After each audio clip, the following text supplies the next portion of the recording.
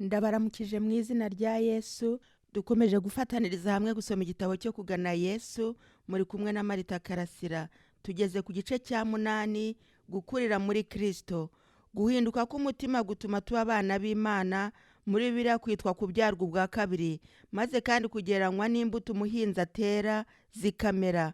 Abakihana ngo bumvire Kristo bameze nk'impinja, bakwiriye gukura ngo babe abagabo n'abagore bahamye, cyangwa se bameze nk'imbuto nziza zabibwe mu murima, bakwiriye gukura no kwera imbuto.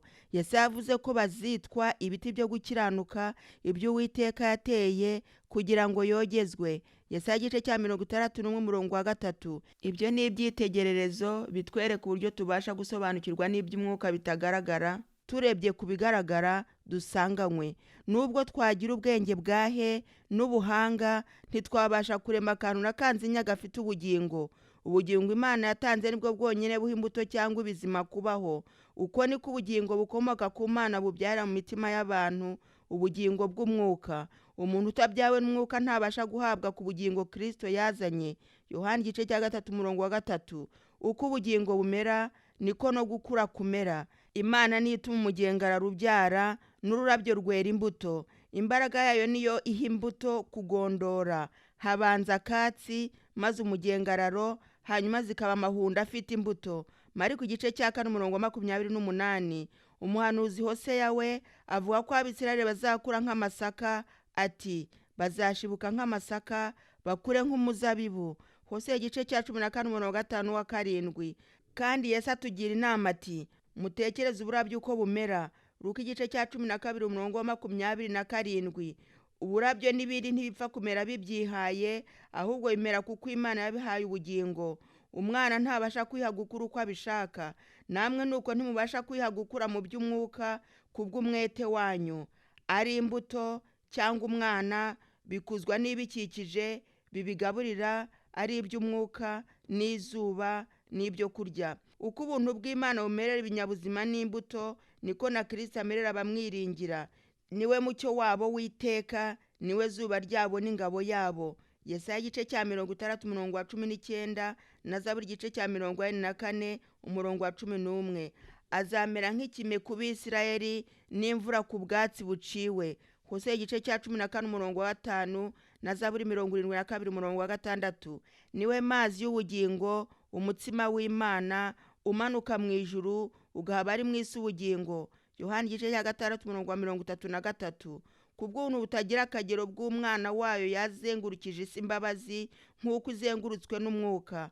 Abahisemo bose guhumeka izo mbabazi bazabaho, kandi bagakura bagashyikira urugero rw'abagabo n'abagore muri Kristo. Uko uburabyo bwerekera izuba kugira ngo imirasire yaryo ibufashe kuba bwiza no gutungana, niko dukwiriye kwerekera zuba ryo gukiranuka, kugira ngo umucyo wo mu ijuru tuvire, ngo ingeso zacu zibone kumera nk'iza Kristo.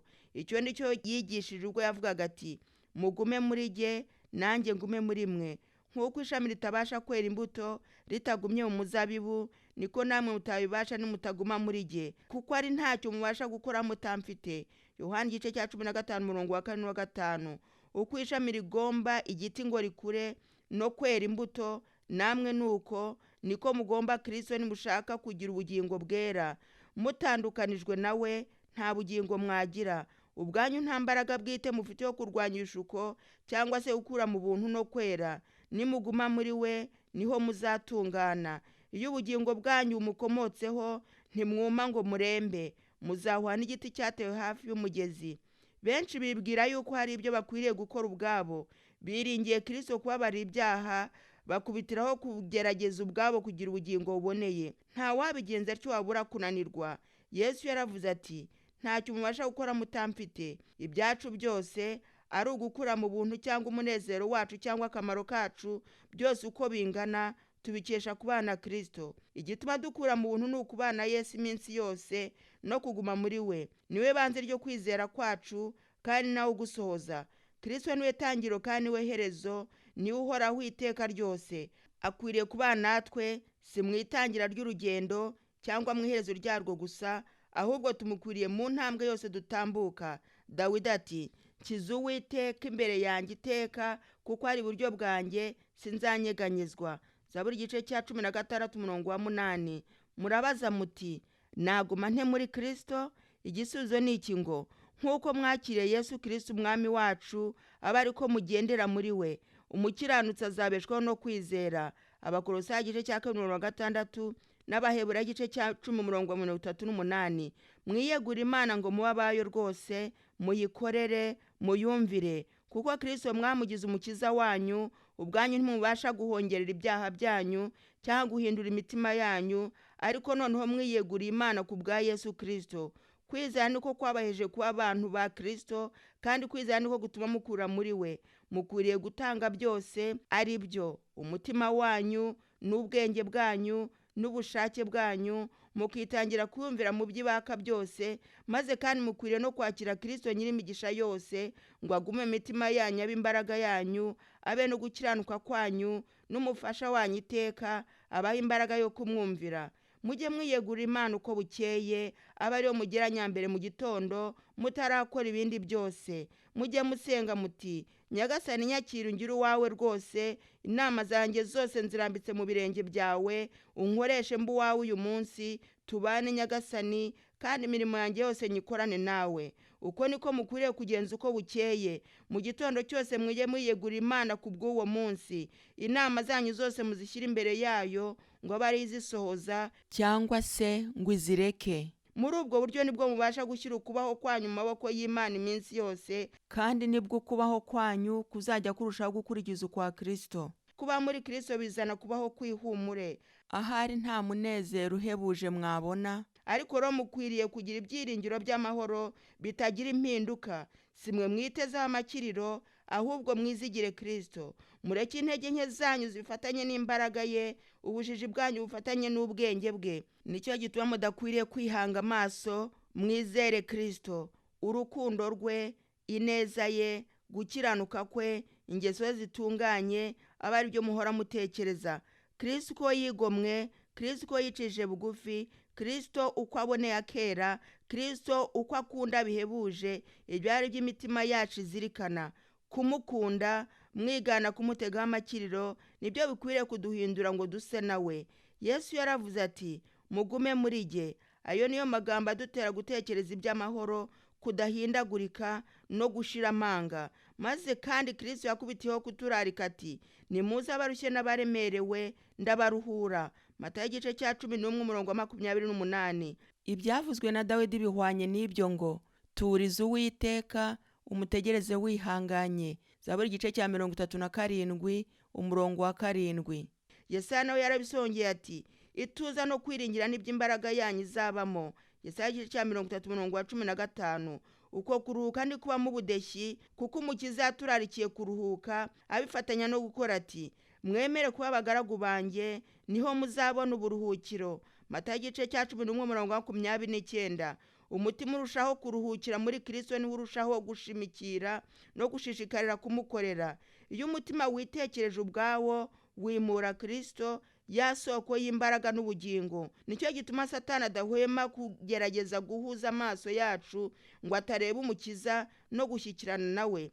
Ibinezeza byo muri iyi si n'amaganya n'imitima ihagaze n'ishavu n'ibicumuro by'abandi ndetse n'ibicumuro byanyu, ibyo nibyo Satani azajya agerageza gukuruza amaso yanyu. Ntimukemere imitego ye. Hariho benshi batari indyarya bifuza kubana n'Imana, maze Satani agahera ko akabateza ibicumuro byabo n'intege nke zabo, yibwira ko nabasha kubatandukanya na Kristo atazabura kubanesha.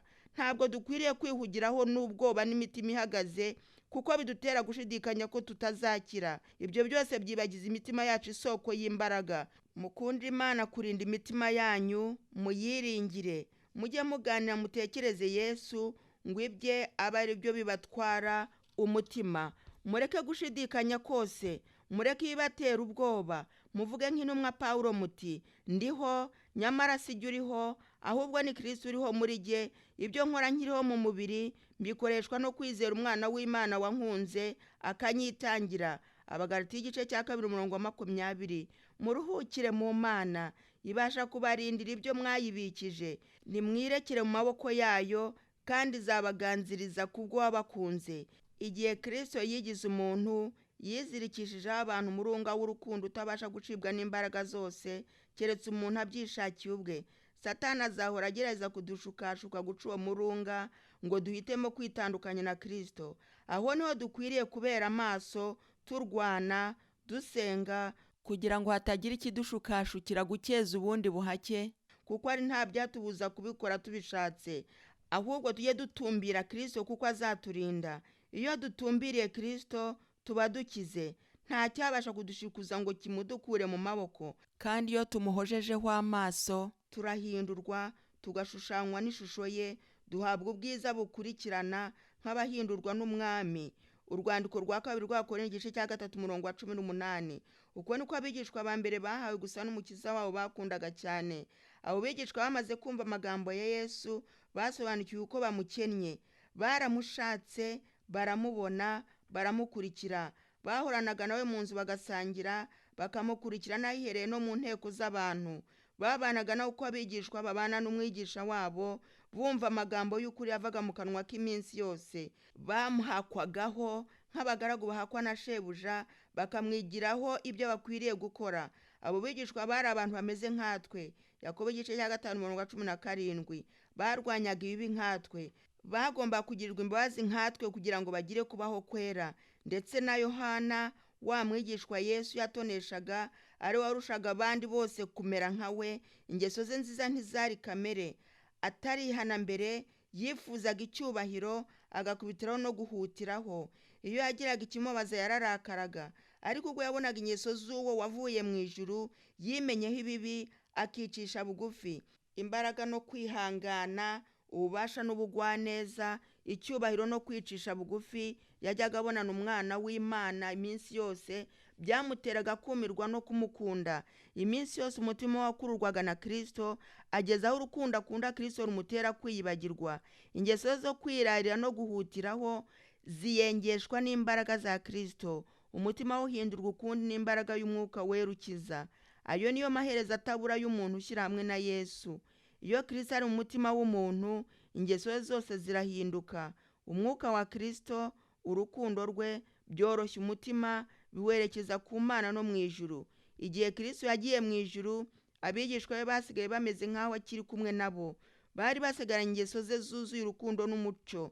Yesu wa mukiza wahoraga agendana nabo, bakaganira, bagasengera hamwe, wari warabahumurije, akabakomeza imitima, agiye kubakurwamo ngo ajyanwe mu ijuru. Ubwo abamarayika bari bamushagaye, yaravuze ati, dore ndi kumwe namwe iminsi yose kugeza ku mperuka y'isi. Matayo igice cya 28:20.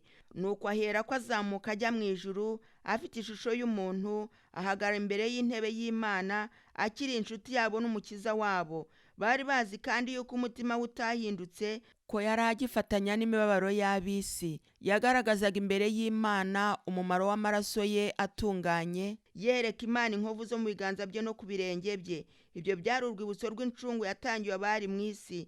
Abigishwa be bari bazi yuko yajyanywe mu ijuru no kubategurira habo, ngo azagaruke kubajyana aho ari, ngo babane nawe. Ubwo bari bateraniye hamwe, Yesu amaze kuzamurwa mu ijuru, bari bafite umwete wo gusaba Data wa twese mu izina rye.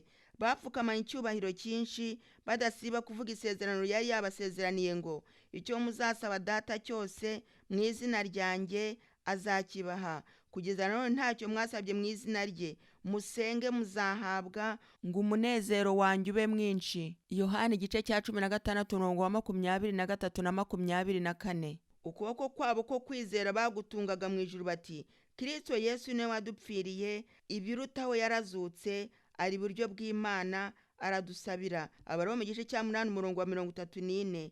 Yesu Kristo avuga iby'umufasha, yaravuze ati, azabana namwe. Ku munsi wa Pentekote niho iryo sezerano ryasohorejwe.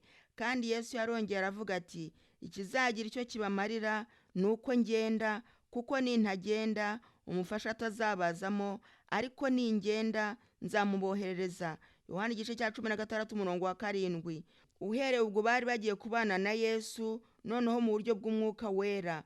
Umucyo n'urukundo n'imbaraga bya Kristo byarabagiranaga muri bo, ndetse byatumaga abantu batangara, bibuka ko babanaga na Yesu. Byakozwe no mu gice cya 4:13. Uko Kristo yabereye abigishwa be ba mbere, ni nako ashaka kubera abana be nanone.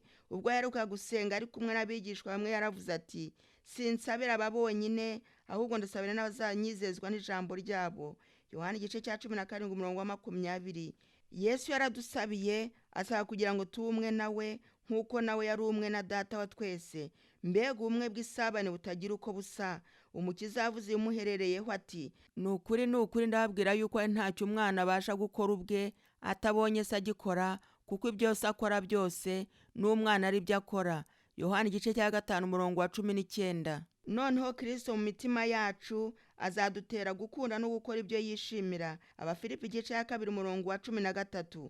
Niho tuzagenza uko yagenzaga, tuzagira umutima uhwanye n'uwe, uko niko tuzamukunda no kuguma muri we, dukurire muri we muri byose. Abefeso igice cya 4 umurongo wa 15.